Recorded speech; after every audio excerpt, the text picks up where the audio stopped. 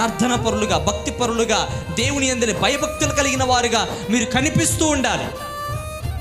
మీ ప్రార్థనా జీవితం కనిపిస్తూ ఉండాలి, మీ భక్తి జీవితం కనిపిస్తూ ఉండాలి. మీరు వాక్యం చదివేది మీ పిల్లలు చూడాలి, మీరు ప్రార్థన చేసేది మీ పిల్లలు చూడాలి, మీరు పాటలు పాడి ఆరాధించేది మీ పిల్లలు చూడాలి, మీరు దయతో మాట్లాడేది మీ పిల్లలు చూడాలి, మీరు ఇతరులకు సహాయం చేసేది మీ పిల్లలు చూడాలి.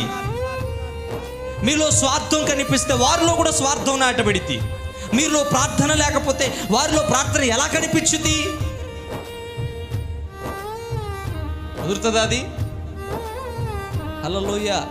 నువ్వు ఎక్కడికి వెళ్తే అక్కడ దేవునితో కన్వర్సేషన్ చేయటం, దేవునితో మాట్లాడడం, మీ లక్షణాలని, మీ ప్రార్థనా జీవితాలని మీ పిల్లలు చూసి నేర్చుకుంటారు. హల్లెలూయా. నిన్ను చూస్తారు, ముందు నీ నడవడికను చూస్తారు, నీ భక్తి జీవితాన్ని చూస్తారు.